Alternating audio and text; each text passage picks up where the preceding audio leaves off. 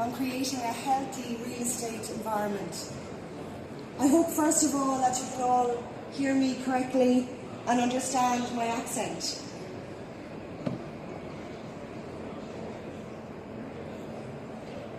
So RICS, you saw a little bit on the video of what we do. We are the world's leading professional body promoting standards which are technical, ethical and professional standards across the built environment. Land, real estate, infrastructure and construction. A common misconception about RICS is that we focus solely on the surveying profession. However, we support over 20 professions in the built environment, some including dispute resolvers, facility management professionals, real estate valuers and brokers, project managers, the list goes on.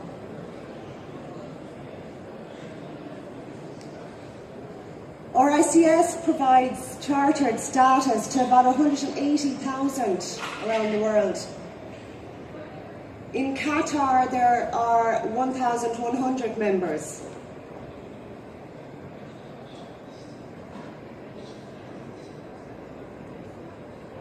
So why is land and real estate so important?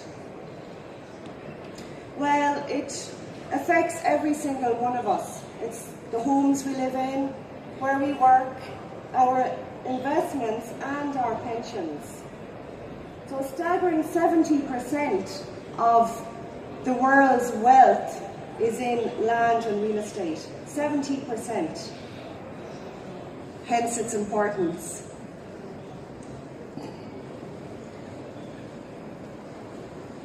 We all like to talk about football, so I put a slide on football. But no, I use this slide to discuss common rules. If the rules of football were different in Qatar and different in Germany and Brazil, would it still be as popular? And the answer is probably yes, we all would still love football.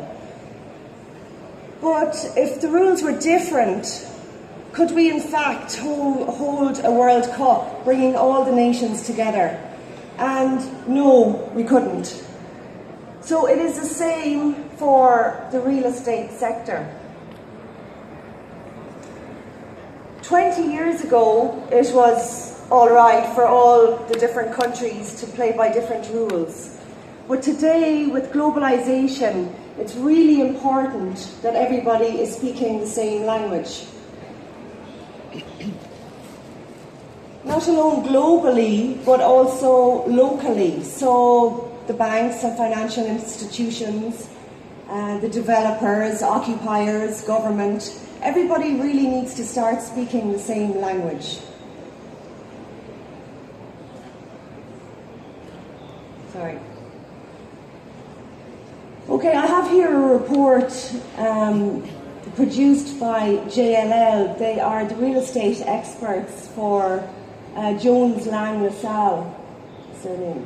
They produce it every 2 years, and it captures over 100 different criteria, including the standards of a country, the regulations, and the availability of data. What you'll see in the High Transparency Index is these developed countries, the United Kingdom, the US, Canada. And what is apparent about the high transparency category is that 75% of global real estate investment happens in these countries. Half of the global corporate HQs are located in these countries. So where is Qatar ranked? Oops.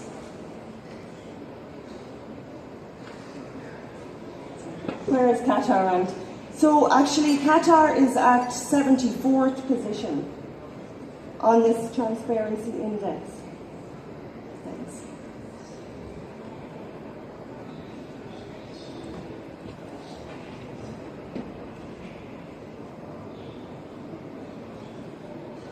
It's not the worst position actually, but it could be prettier.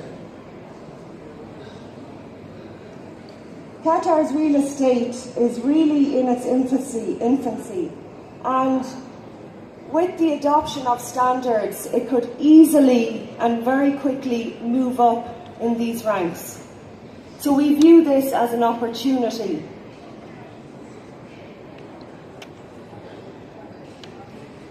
The report really proves that a healthy real estate comes from a transparent market. So how can we all start speaking the same language and organically improve the performance of the sector? We can do this by adopting international standards. Most of you would be familiar with the IFRS, the International Financial Reporting Standard. Several $trillion of real estate assets are reported via IFRS every year. And in Qatar, the companies have been reporting via IFRS for the past 10 years. So it's nothing new. The other international standards I would like to talk about today are the International Valuation Standard, the Property Measurement and Construction Measurement Standard, and the International Ethical Standard.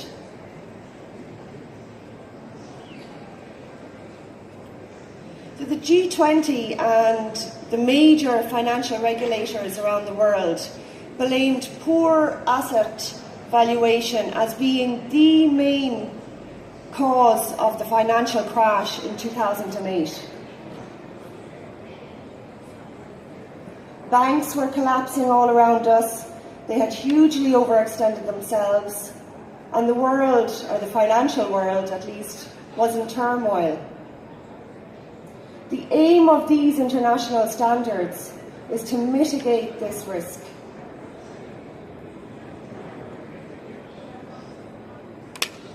Demand has come for IVS and correct valuation from businesses, from public, and from governments to ensure that this collapse would not happen again.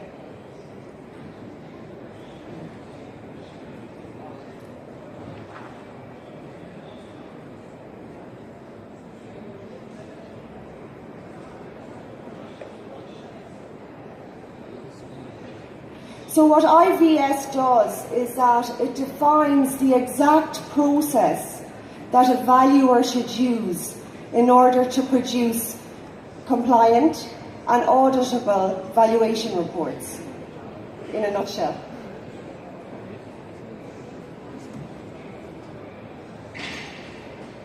The Property Measurement Standard.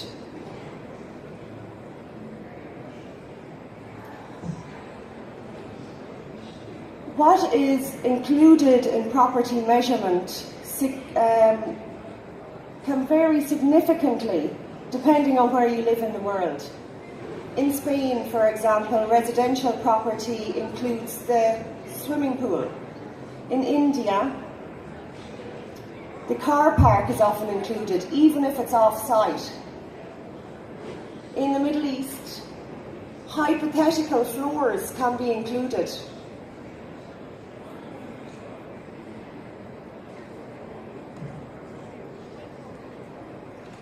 If we were to ask a surveyor,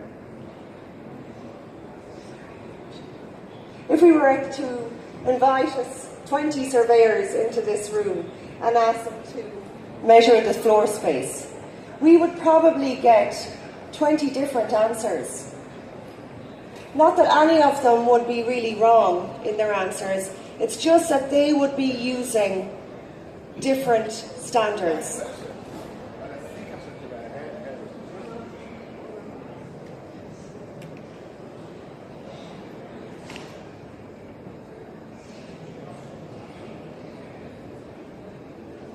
So there is clearly a need for a unified method of property measurement.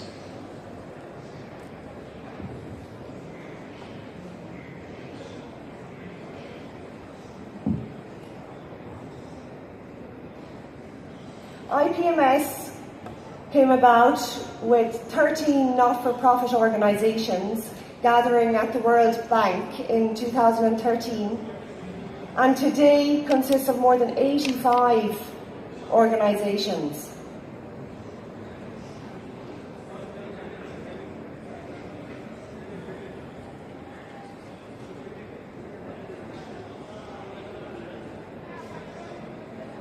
Basically, the IPMS, its aim is to enhance the consistency and the accuracy in the way the information is gathered and then reported.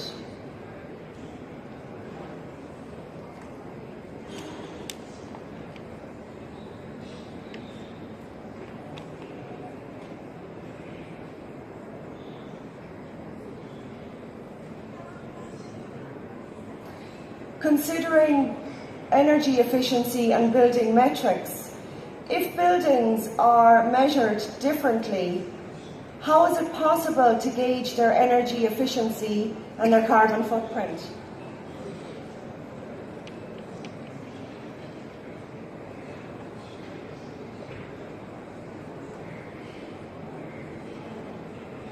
The International Construction Measurement Standard, this addresses the problem of inconsistency in construction cost.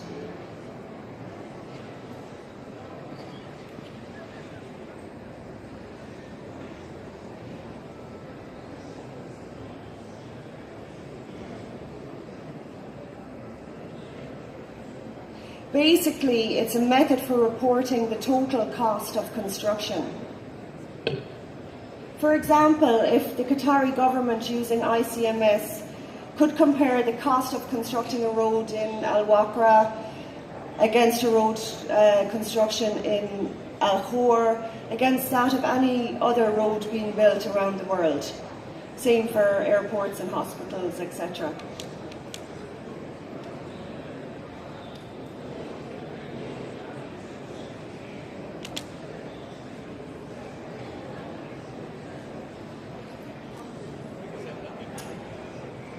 The final international standard is on ethics. Why an ethics standard? Well, the sector is perceived as being the most unethical. So the International Ethical Standard is an internationally recognised set of high-level principles that the professionals in this sector should be working by.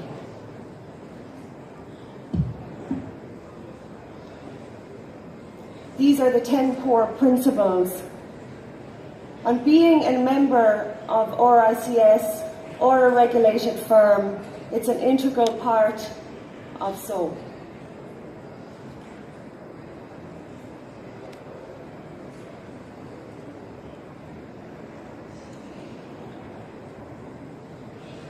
Just to come back to the slide from earlier, all the international standards work in unison together.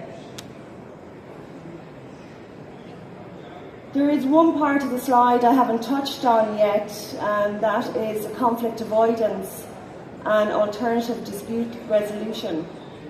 I'll quickly discuss that. So without having alternative dispute resolution processes written into the contracts today, it causes project delays, increase in costs and the breakdown of relations.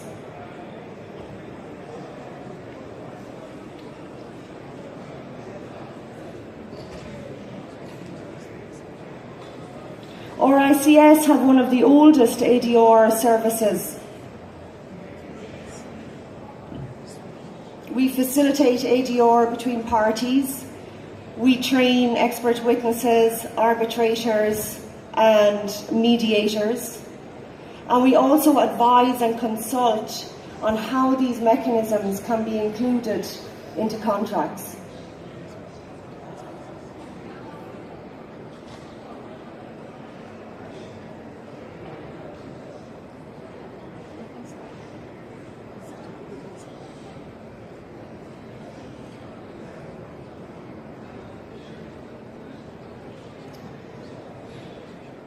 ICS is engaged with governments and professional institutions from Russia, Africa, New Zealand, Australia, all over the world. And the adoption of these standards is being consistently agreed as the correct approach to ensure sustainable and attractive real estate markets.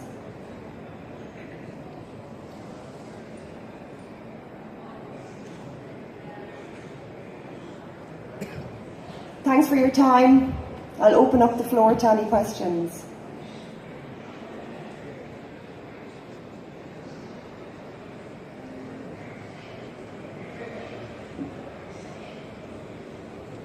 Good, no questions. Perfect.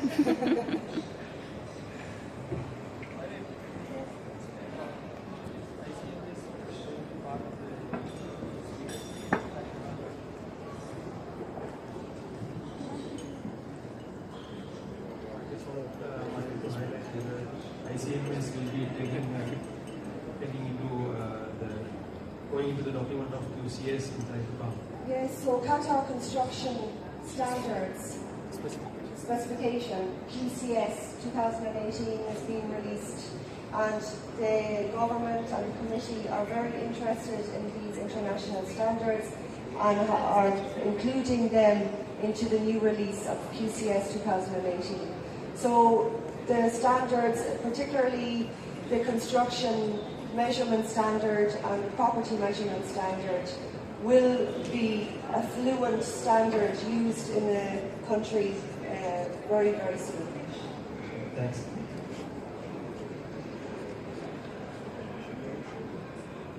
Thank you very much.